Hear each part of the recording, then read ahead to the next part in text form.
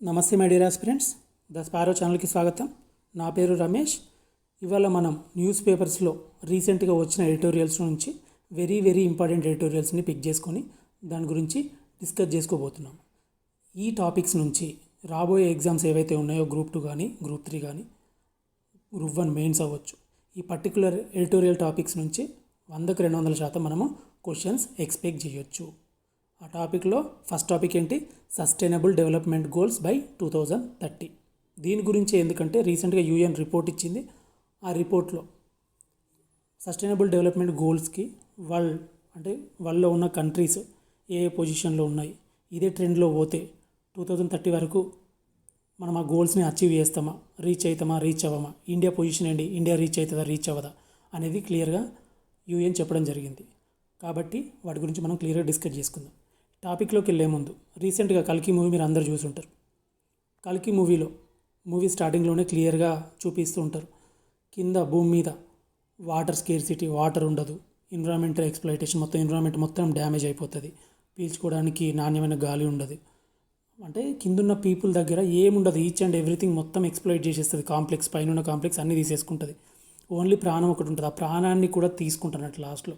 అంటే పుట్టపోయే బిడ్డల్ని fertility check చేసి పుట్టపోయే బిడ్డల్ని కూడా వాళ్ళు తీసుకుంటారు. ఈచ్ అండ్ ఎవ్రీథింగ్ ఎక్స్ప్లాయిట్ చేస్తారు అన్నట్టు. అక్కడ రిసోర్సెస్ ఏమి ఉండవు.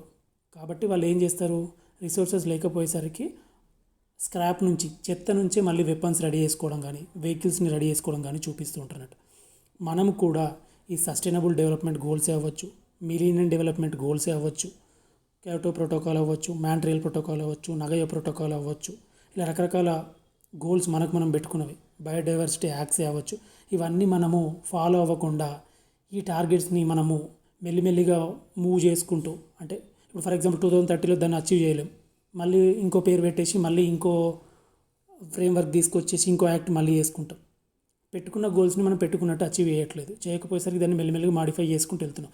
ఇట్లనే సిచ్యువేషన్స్ కంటిన్యూ అయితే 2100 ఈ సెంచరీ అయిపోయేసరికి మనం కూడా ఈ సెంచరీయో నెక్స్ట్ సెంచరీ మనం కూడా సేమ్ ఆ మూవీలో చూస్తున్న సిచ్యువేషన్స్ లానే వెళ్ళిపోయే ఛాన్స్ ఉంది. మొత్తం మనం ఉండడానికి తినడానికి తిండి ఉండదు, పీల్చుకోవడానికి గాలి ఉండదు, ఇటువంటి సిచ్యువేషన్సే వస్తాయి.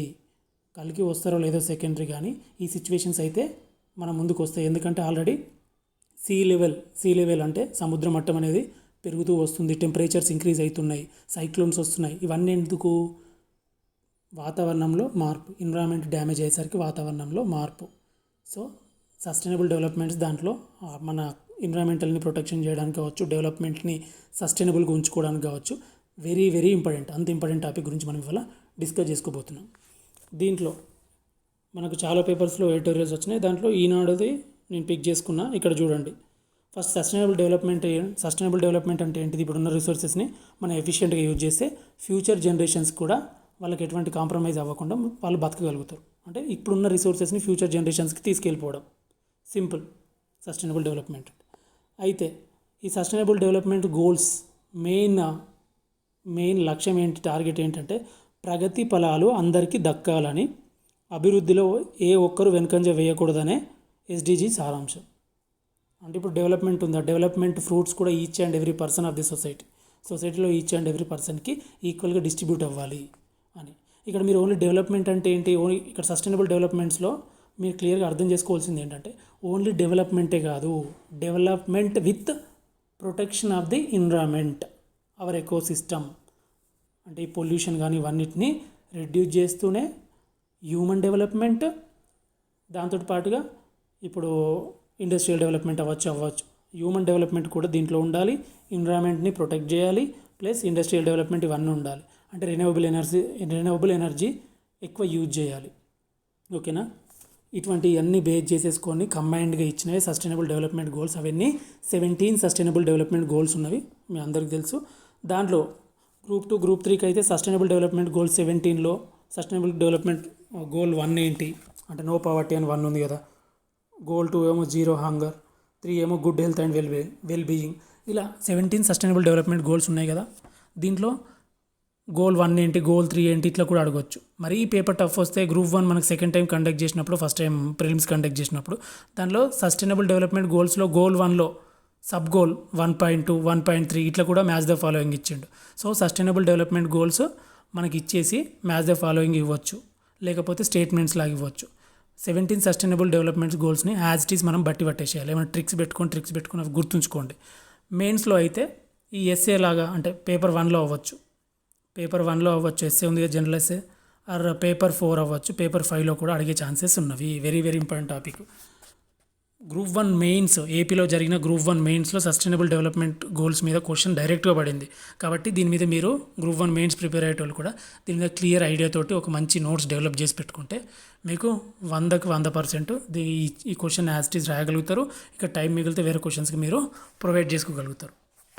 ఇక్కడ కొన్ని ఇంపార్టెంట్వి ఉన్నాయి, అవి మీరు ఒకసారి క్లియర్గా చదవండి. నేను కొన్ని చదువుతా, ఎందుకంటే టైం ఎక్కువ తీసుకుంటుంది కాబట్టి. ఇప్పుడు నో పవర్టీలో రీసెంట్గా ఇండియా సిచ్యువేషన్ చూస్తే బాగుంది, ఎందుకంటే పవర్టీ అనేది చాలా ఎక్కువ మొత్తంలో మనం రెడ్యూస్ చేసినాం. సెకండ్ సస్టైనబుల్ డెవలప్మెంట్ ఏంటిది? జీరో హంగర్లో అంటే ప్రపంచం మొత్తం చూస్తే ఎట్లుంది అంటే 20% దాకా టార్గెట్లో 20% వరకు సాధించారు. మూడోది ఏంటి? గుడ్ హెల్త్ అండ్ వెల్బీయింగ్లో 10% వరకు మనం సాధించినాం. నాలుగోది ఏంటి? Good health and wellbeing. నాలుగోది క్వాలిటీ ఎడ్యుకేషన్లో మనం 18% చేసినాం. ఫిఫ్త్ది ఏంటి? జెండర్ ఈక్వాలిటీ, దాంట్లో 20% వరకు కంప్లీట్ అయింది. అలానే సెవెంత్లో ఎక్కడున్న మనము జాబ్స్ అండ్ గ్రోత్లో 40% వరకు అయింది. ఇట్లా రకరకాలుగా డిఫరెంట్ గోల్స్లో డిఫరెంట్ లెవెల్స్లో ఉన్నాం. ఈ లెవెల్ ఆఫ్ డెవలప్మెంట్ తోటి, ఈ లెవెల్ ఆఫ్ అచీవ్మెంట్ తోటి మనం ఇట్లనే కంటిన్యూ చేస్తే వరల్డ్లో ఉన్న కంట్రీస్ ఇదే లెవెల్లో వెళ్తే 2030 వరకు మనం అచీవ్ చేయలేం. ఎప్పుడు స్టార్ట్ అయినవి? 2015లో స్టార్ట్ అయినాయి. మిలీనియం డెవలప్మెంట్ గోల్స్ అయిపోయిన తర్వాత మనకు సస్టైనబుల్ డెవలప్మెంట్ గోల్స్ అనేవి స్టార్ట్ అయినాయి. ఇదే లెవెల్లో మనం మూవ్ అయితే 2030 వరకు దీన్ని మనం అచీవ్ చేయలేము అని చెప్పేసి యూఎన్ క్లియర్ కట్గా చెప్పింది.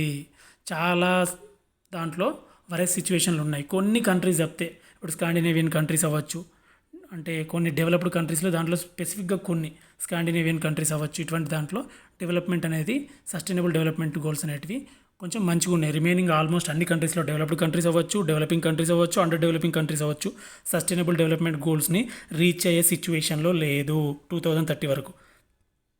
2040 కొన్ని కంట్రీస్లో అయితే 2050 వరకు తీసుకెళ్ళినా కూడా ఈ గోల్స్ని రీచ్ అయ్యే సిచ్యువేషన్లో లేదు. అదే సిచ్యువేషన్లో ఇప్పుడు ఇండియా చూద్దాం. ఇండియా సిచ్యువేషన్ ఎట్లుందో కూడా మనం ఇక్కడ క్లియర్గా రాసుకోవాలి. ఇండియా సిచ్యువేషన్ ఎట్లుంది? మనకు సస్టైనబుల్ డెవలప్మెంట్ గోల్స్ అని నీతి ఆయోగ్ కూడా ఒక రిపోర్ట్ ఇస్తుంటుంది అన్నట్టు ఎవ్రీ టైం. మనము పేదరిక నిర్మూలన కావచ్చు, హ్యూమన్ డెవలప్మెంట్లో కొంచెం ఇంప్రూవ్మెంట్ వచ్చేసరికి మన స్కోర్ 71 ఉంది. భారత్ స్కోర్ ఎంత ఉంది? 71 ఉండి కొంచెం బాగా కనబడుతుంది. కానీ జెండర్ ఈక్వాలిటీనే అవ్వచ్చు, ఇంకా పొల్యూషన్ రిలేటెడ్, ఎప్పుడు పొల్యూటెడ్ సిటీస్లో వరల్డ్ ఎయిర్ క్వాలిటీ ఇండెక్స్లో ఇండియా నుంచి టాప్ 10లో ఒక 9, టాప్ 50లో ఒక 40, ఇట్లా మనకి ఇండియా నుంచే సిటీస్ ఉంటవి. మీరు కావాలంటే ఎప్పుడు రిపోర్ట్ చూసుకున్నా చూడండి. సో మనకు పొల్యూషన్ లెవెల్స్ అనేటివి ఎక్కువైతుంది, మన దగ్గర పాపులేషన్ ఎక్కువ ఉంది. ఇండియాలో తీసుకుంటే ఇండియాలో ఏ స్టేట్స్ సస్టైనబుల్ డెవలప్మెంట్ గోల్స్లో టాప్లో ఉన్నాయంటే కేరళ అండ్ ఉత్తరాఖండ్లో ఫస్ట్ ప్లేస్లో ఉన్నాయి. ఓకేనా? ఇప్పుడు 2015-16 నుంచి 2019-20 వరకు చూసుకుంటే మనకు మల్టీ డైమెన్షనల్ పావర్టీ అనేది 9.89 తగ్గింది. మల్టీ డైమెన్షనల్ పావర్టీ ఎంత? 9.89 వరకు తగ్గింది.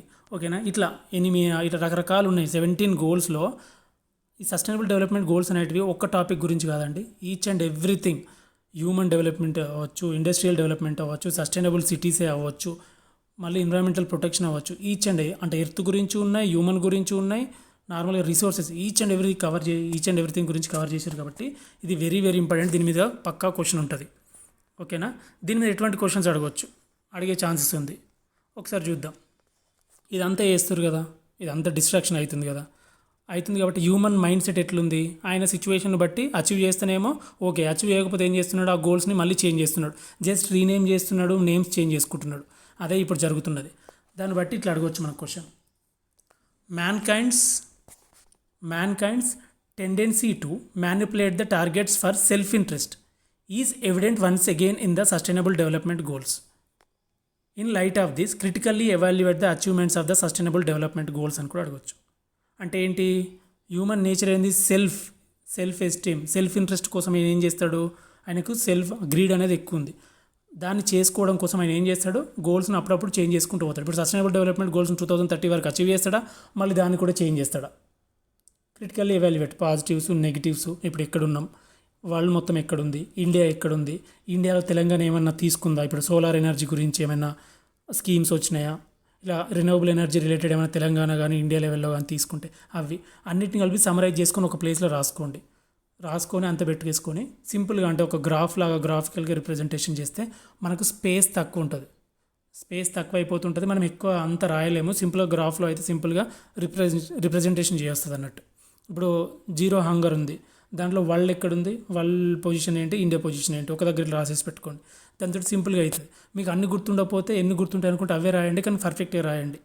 మీకు పక్కా గుర్తుకు లేకపోతే అప్రాక్సిమేట్గా వాల్యూస్ రాసి అప్రాక్సిమేట్లీ అని రాసినా కూడా ప్రాబ్లం లేదు. కన్క్లూజన్ కరెక్ట్గా ఇవ్వండి. ఇటువంటి క్వశ్చన్స్ ముందే రెడీ చేసి పెట్టుకుంటే మీకు ఏమైపోతుందంటే మీకు పెద్ద ప్రాబ్లం అవ్వదు. ఓకేనా, మీకు పెద్ద ప్రాబ్లం అవ్వదు. ఇక్కడ చూడండి, నేను మోడల్ అంటే క్వశ్చన్స్ ఇచ్చాను, ఎట్లా అడగవచ్చు క్వశ్చన్ అనేది.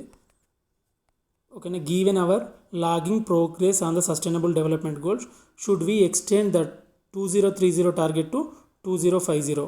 సెటరికల్గా జనరలైజ్ కూడా ఇట్లా అడిగే ఛాన్సెస్ ఉన్నవి. ఓకేనా, and what impact would be delay have on the global environment? ఒకవేళ దాన్ని పోస్ట్ పోన్ చేస్తే గ్లోబల్ ఎన్విరాన్మెంట్ మీద ఎటువంటి ఎఫెక్ట్స్ ఉండే ఛాన్సెస్ ఉన్నవి. ఇంకోటి వెరీ వెరీ ఇంపార్టెంట్ ఏంటి, ఎంఎస్ఎంఈస్ గురించి మనకు 100% క్వశ్చన్ వస్తుంది. ఎందుకు వస్తుందని చెప్తున్నా అంటే ఎంఎస్ఎంఈస్ అనేటివి మనకు మన జీడిపిలో 30% ఎంఎస్ఎంఈఏ కంట్రిబ్యూట్ చేస్తున్నవి. ఓకేనా, 20.33 crores ఆఫ్ జాబ్స్ కూడా ఎంఎస్ఎంఈఏ ప్రొవైడ్ చేస్తున్నవి. ఓకేనా, ఇప్పటి వరకు దేశంలో ఎన్ని ఎంఎస్ఎంఈలు ఉన్నాయి? ఉద్యమ్ పోర్టల్ ఉంది కదా, ఇప్పుడు గ్రూప్ 2 గ్రూప్ 3కి అయితే ఉద్యమ్ పోర్టల్ ఏంటి అని అడుగుతాడు. ఎంఎస్ఎంఈ రిలేటెడ్ ఇంకా ఉంటాయి కదా పోర్టల్స్ కానీ యాప్స్ కానీ, సమాధాన్, సంపర్క్, ఎంఎస్ఎంఈ సంపర్క్ ఇటువంటి ఉన్నవి కదా. అవన్నీ మీరు ఒక దగ్గర నోట్ చేసుకుంటే గ్రూప్ 2 గ్రూప్ 3లో స్టేట్మెంట్స్ వచ్చిన, మ్యాచ్ ద ఫాలోయింగ్ వచ్చిన, which of the following are right అని అడిగినా ఏదైనా కూడా మీకు ఈజీ అవుతుంది. సో ఎంఎస్ఎంఈ నుంచి కూడా 100% మనకు క్వశ్చన్ ఉంటుంది. దీని మీద మెయిన్స్లో గ్రూప్ 1 మెయిన్స్లో కూడా మనకు దీని మీద పక్కా క్వశ్చన్ వస్తుంది. ఎంఎస్ఎంఈస్కి ఎన్నో ప్రాబ్లమ్స్ ఉన్నాయి. ఓకేనా, ఇది కరెక్ట్గా మనము ఎంఎస్ఎంఈస్ని మనం కరెక్ట్గా ట్యాకిల్ చేస్తే, దాని ప్రాబ్లమ్స్ని కరెక్ట్గా ట్యాకిల్ చేస్తే మనం 2 digit గ్రోత్ అనేది వెరీ ఈజీ. ఓకేనా, మనం ఎక్స్పోర్ట్సే అవ్వచ్చు, ఎంఎస్ఎంఈ నుంచే మనకి ఎక్కువ అవుతుంటుంది. అయితే ఇప్పుడు ఉంది 4th industrial revolution time. 4th industrial revolution plus MSMEs అంటే ఎంఎస్ఎంఈస్లో 4th ఇండస్ట్రియల్ రెవల్యూషన్ని కలిపితే మనకి ఏమవుతుంది, 2 digit గ్రోత్ ఎకనామిక్ గ్రోత్ అనేది ఇండియాలో కనబడే ఛాన్సెస్ ఉంది. మనకు అనుకున్న ఆస్పిరేషన్స్ అవన్నిటిని అచీవ్ చేయాలంటే ఎంఎస్ఎంఈస్లో స్ట్రక్చరల్ రిఫార్మ్స్ తీసుకురావాలి. నాట్ ఓన్లీ నామకేవాస్ రిఫార్మ్స్, స్ట్రక్చరల్ రిఫార్మ్స్ తీసుకొస్తే అప్పుడు మనం అనుకున్న టార్గెట్స్ని మనం ఈజీగా రీచ్ కాగలుగుతాము. ఎంఎస్ఎంఈలో రకరకాల ప్రాబ్లమ్స్ ఉన్నాయి ఆల్రెడీ. ఇన్వెస్ట్మెంట్ అవ్వచ్చు, టెక్నాలజీ అవ్వచ్చు, ఇన్ఫ్రాస్ట్రక్చర్ అవ్వచ్చు, మార్కెట్ యాక్సెసింగ్ అవ్వచ్చు, policy and regulation issues, skill development, competition from the అంటే మంచి మెషినరీ అవన్నీ ఉన్నాయి, దాని దగ్గర నుంచి హెవీ కాంపిటీషన్ ఉంటుంది. రకరకాల ప్రాబ్లమ్స్ ఉన్నాయి. ఆ ప్రాబ్లమ్ని అడ్రస్ చేస్తూ ఎంఎస్ఎంఈలో ప్రాబ్లమ్స్ ఏమున్నాయి, సొల్యూషన్స్ ఏంటి, దాంట్లో 4th ఇండస్ట్రియల్ రెవల్యూషన్ అంటే ఏంటిది, ఇప్పుడు డిజిటల్ టెక్నాలజీ ఉంది, ఆటోమేషన్ ఉంది, బిగ్ డేటా ఉంది, ఇంటర్నెట్ ఆఫ్ థింగ్స్, ఇవన్నిటిని ఎంఎస్ఎంఈతో మెర్జ్ చేస్తే అప్పుడు ఏమవుతుందంటే మనకు ఎంఎస్ఎంఈలో కూడా బెస్ట్ రిజల్ట్స్ మనం రాబడతాము, గ్రోత్ ఇంక్రీజ్ అవుతుంది, ఎంప్లాయ్మెంట్ ప్రొవైడ్ చేయగలుగుతాము, ప్లస్ ఎకానమీ కూడా మనం అనుకున్న రేంజ్లో రాణిస్తుంది. మనం డెవలప్డ్ కంట్రీ కావాలి అంటే ఇవన్నీ మనము సెట్ చేస్తేనే మనం అనుకున్న గోల్స్ని 2 digit గ్రోత్ని మనము రీచ్ కాగలుగుతాము. Thank you all. మీకు ఈ వీడియో నచ్చితే లైక్ చేయండి, షేర్ చేయండి, సబ్స్క్రైబ్ చేయండి. Thank you all.